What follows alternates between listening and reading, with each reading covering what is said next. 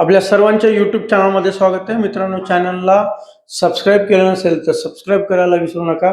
शिक्षक भरती व शैक्षणिक घडामोडी संदर्भातल्या अतिशय ऑथेंटिक माहिती तुम्हाला या चॅनलला पाहायला मिळते. तशा महत्त्वाच्या 2 अपडेट्स आहेत. एक आहे आंदोलनाच्या संदर्भातली आणि दुसरी अपडेट आहे केंद्र प्रमुखाच्या निकालासंदर्भातली.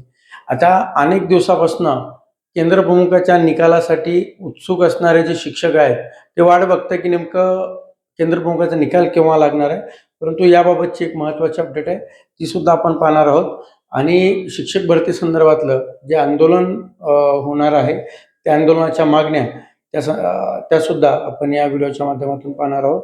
मित्रांनो, महाएल्गार आंदोलन 2.0 म्हणजे दुसरं आंदोलन आहे आणि हे आंदोलन आहे टार्गेट 75,000 शिक्षक भरतीसाठी.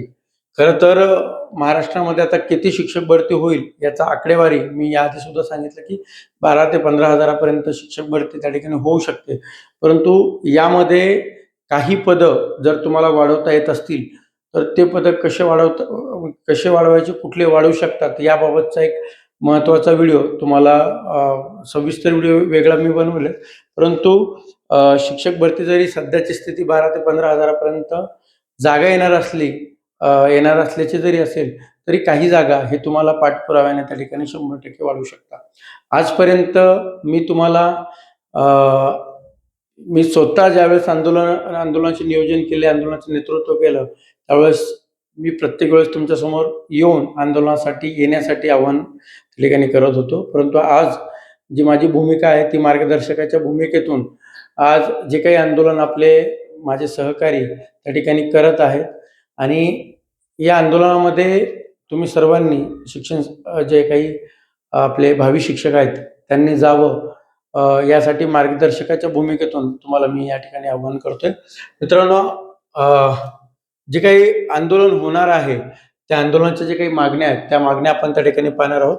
परंतु युवा शैक्षणिक सामाजिक संस्था म्हणजे संदीप कांबळे सरांच्या माध्यमातून हे आंदोलन त्या ठिकाणी होणार आहे. आमचे सहकारी होते जुने, माझ्या नेतृत्वाखाली त्यांनी काम केलेलं आहे. त्यामुळं जे काही मार्गदर्शन लागतं ते मार्गदर्शन माझं नेहमी त्यांच्यासोबत असतं. त्यामुळं त्यांनी सुद्धा विनंती केली की सर तुम्ही हे जे काही आंदोलन होणार आहे त्यासाठी तुम्ही सुद्धा एक व्हिडिओच्या माध्यमातून आवाहन करा. तर मित्रांनो, लक्षात घ्या की सगळ्यात पहिला जो विषय आहे तो आहे मर्यादित प्राधान्यक्रम अमर्याद करून समान संधी देण्यात यावी. हे महत्त्वाचा विषय आहे. खरं तर मित्रांनो, लक्षात घ्या की याआधी सुद्धा अनेक वेळेला शासनाकडून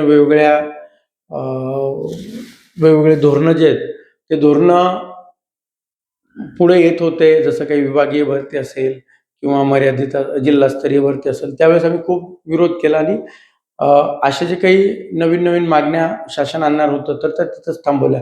परंतु शासनाने आता हा जो काही निर्णय घेतलेला आहे की 50 प्राधान्यक्रम तुम्हाला देण्याचं ठरवलेलं आहे, 50 प्राधान्यक्रम. तर या ठिकाणी एक गोष्ट निश्चित आहे की 50 प्राधान्यक्रम जर दिले तर ही एक लॉटरी सिस्टीम त्या ठिकाणी ठरू शकते. काही जिल्ह्यामध्ये, काही आस्थापनामध्ये मेरिट हे थोडं पुढे जाईल, काही ठिकाणी खूप कमी जाईल. त्यामुळं प्राधान्यक्रम शासनाने एक निर्णय त्या ठिकाणी घेतला आहे. ते महत्त्वाचा निर्णय म्हणजे एक बिंदू एक पद हा जर निर्णय घेतलेला असेल तर मग प्राधान्यक्रम जे दिलेले आहेत तर हे प्राधान्यक्रम त्या ठिकाणी असायला नको. त्यामुळे हा महत्त्वाचा मुद्दा आहे. एक तर प्राधान्यक्रम फक्त 50 दिलेले आहेत, किंवा 100-200 जरी प्राधान्यक्रम दिले असते तर कुठंतरी फायदा हा आपल्या भावी शिक्षकांना झाला असता. कारण आपण बघितलं असेल प्रत्येकानं 700, 800, 900 असे प्राधान्यक्रम त्या ठिकाणी आले आणि याच्यामध्ये जर 50च प्राधान्यक्रम द्यायचे असेल तर त्यासाठी निर्णय घेण्यासाठी खूप अडचणीचं ठरणार आहे. कारण नेमकं जवळचं जर आपण बघितलं तर त्या ठिकाणी मेरिट वाढलं तर आपली हातातली नोकरी जाऊ शकते. दूर जायचं म्हटलं तर मग परत बदलीचा प्रॉब्लेम येईल. संस्थेवरती सुद्धा जायचं असेल तर जवळचं टाकलं आणि तिथं जर प्राधान्यक्रम अनेकांनी तिथंच दिले तर मेरिट वाढणार, बाकीच्या ठिकाणी कमी येणार आणि हा खूप मोठा विषय आहे. त्यामुळं निश्चितपणे ही जी मागणी आहे ही मागणी 100% त्या ठिकाणी पूर्ण व्हायलाच पाहिजे. अधिवेशन सुरू आहे, अधिवेशनामध्ये हा विषय त्या ठिकाणी पूर्ण होणं गरजेचं आहे. त्यानंतर नवीन संच मान्यता धोरण कोकण पॅटर्न अट न करता शिक्षक मंजूर केला जाणार, तो निर्णय राज्यभर लागू करा. मी मागे सांगितलं होतं की सुप्रीम कोर्टामध्ये कोकणचे जे काही 20-25 शिक्षक गेलेले होते आणि मागे सुद्धा एक बैठक झालेली होती मला वाटतं मंत्रालयामध्ये, जे कोकणचे आमदार वगैरे होते, नितेश राणे असतील, ज्ञानेश्वर म्हात्रे असतील यांच्या माध्यमातून, तर तो पॅटर्न महाराष्ट्रावर लागू करावा असं त्यांचं म्हणणं आहे. कारण जर तिथे तो पॅटर्न नेमका काय होतं हे मागच्याही व्हिडिओमध्ये मी सांगितलं, लागलं तर परत दुसऱ्या व्हिडिओमध्ये सुद्धा सांगेल, कारण हा व्हिडिओ खूप मोठा होईल त्यासाठी. त्यानंतर कला क्रीडा कार्यानुभव विशेष तात्काळ भरती राबवण्यात येईल. कला क्रीडाचा विषय खूप मोठा आहे, कारण कला क्रीडा शिक्षकांची पदे आम्ही ज्यावेळेस पहिली भरती प्रक्रिया राबवली होती त्यावेळेस यासाठी पाठपुरावा करून कला क्रीडाची पदं आम्ही त्या ठिकाणी आणलेली होते आणि नंतर सुद्धा भरतीमध्ये ते पदं आले. आता सुद्धा ते पदं जास्तीत जास्त येण्यासाठी तुम्हाला प्रयत्न करावे लागतील. यासाठी सुद्धा यावरती कला क्रीडासाठी सुद्धा मी एक वेगळा व्हिडिओ त्या ठिकाणी बनवेल, पण ही एक मागणी आहे, त्यामुळे त्याही बांधवांनी त्या ठिकाणी जावं. त्यानंतर समाज कल्याण निवासी आश्रमशाळा विभागाच्या जागा ह्या पवित्र पोर्टल माध्यमातून भरण्यात यावा. खरं तर समाज कल्याणच्या जागा अनेक दिवसापासून रखडलेल्या आहेत. काही ठिकाणी कंत्राटीवरती काम करतात आणि यांना परत रेग्युलर केलं जातं, हे लोक आंदोलन करतात. त्यामुळं हा सुद्धा महत्त्वाचा विषय आहे. कला क्रीडा नंतर समाज कल्याण आणि आश्रमशाळा. बघा, आश्रमशाळेसाठी माननीय अतुल सावे साहेबांनी पवित्र मार्फत भरतीसाठी त्यांनी त्या ठिकाणी सहमती दर्शवलेली आहे. लागल्यास तर मी सुद्धा त्या ठिकाणी पाठपुरावा करेल, कारण माझ्या ते थोडेसे परिचयाचे आहेत किंवा माझ्या जवळचे आहेत.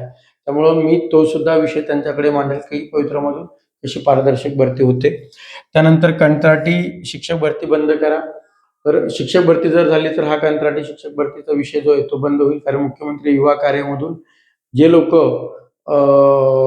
त्या ठिकाणी मोठ्या प्रमाणावरती म्हणजे येत आहे, मोठ्या प्रमाणावरती मागणी करता की आम्हाला रेग्युलर करावं, तर हा एक महत्त्वाचा आहे. त्यानंतर समूह शाळा, सध्या समूह शाळेचा विषय थांबलेला आहे. खाजगी व्यवस्थापनाची 80% पदे रिक्त पदे भरावीत. त्यानंतर एक ही जिल्हा परिषदेची शाळा पटसंख्या अटीवर बंद होणार नाही, याचे तोंडी आश्वासन नको, लेखी आश्वासन देण्यात यावे. त्यानंतर स्मार्ट सिटी नको, स्मार्ट जिल्हा परिषद शाळा करा आणि शिक्षण सेवक कालावधी रद्द करावा किंवा 1 वर्षाचा करावा. हा एक महत्त्वाचा त्या ठिकाणी विषय आहे आणि शिक्षण सेवकचा कालावधी कमी करण्यासाठी अनेक पद्धतीने आम्ही प्रयत्नही करत आहोत, परंतु हाही विषय या आंदोलनाच्या माध्यमातून त्या ठिकाणी घेतलेला आहे.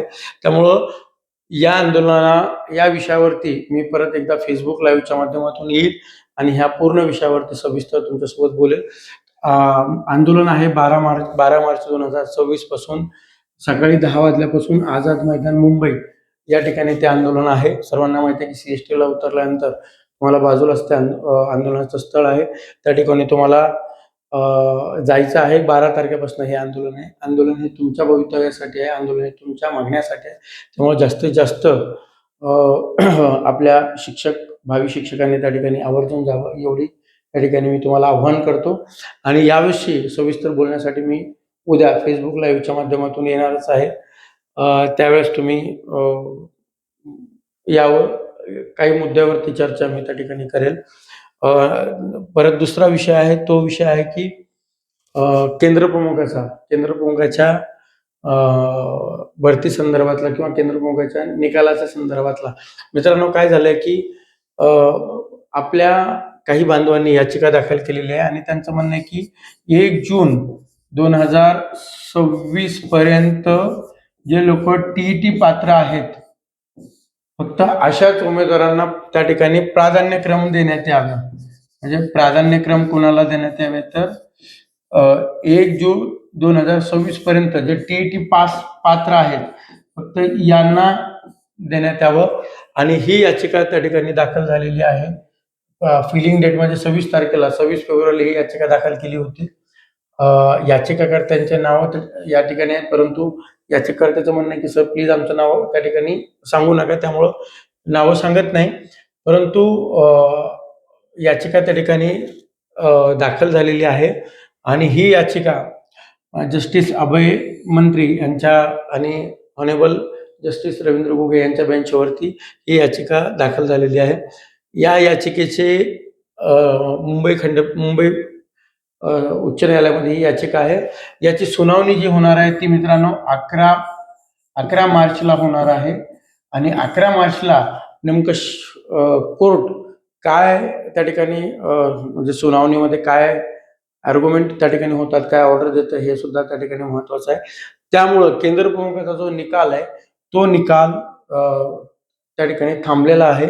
आता 11 मार्चला कोर्ट काय निर्णय देते त्यानंतर जर 11 मार्चला कोर्टाने निकाल किंवा निकालावरती कुठला स्थगिती किंवा स्टे जर आला नाही तर 11 मार्चच्या नंतर निकाल केव्हा सुद्धा लागू शकतो. केंद्र प्रमुखाचा जो निकाल थांबलेला आहे तो निकाल केव्हा सुद्धा लागू शकतो. म्हणजे कधी लागू शकतो तर 11 मार्च नंतर त्या ठिकाणी केव्हा सुद्धा लागू शकतो.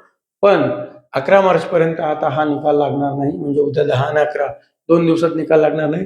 कोर्टामध्ये नेमकं आता काय होतंय ते बघावं लागेल. मुंबई उच्च न्यायालयामध्ये याचिका दाखल आहे. त्यामुळे 11 मार्च नंतर हा निकाल त्या ठिकाणी येणार आहे. 11 मार्च पर्यंत केंद्र प्रमुखाचा निकाल त्या ठिकाणी लागू शकत नाही हे त्या ठिकाणी स्पष्ट झालेलं आहे. त्यामुळं कोर्टात काय होईल याची अपडेट आपण 11 मार्चच्या दिवशी निकाल आल्यानंतर किंवा जजमेंट झाल्यानंतर लगेच आपल्या चॅनलला पाहूया.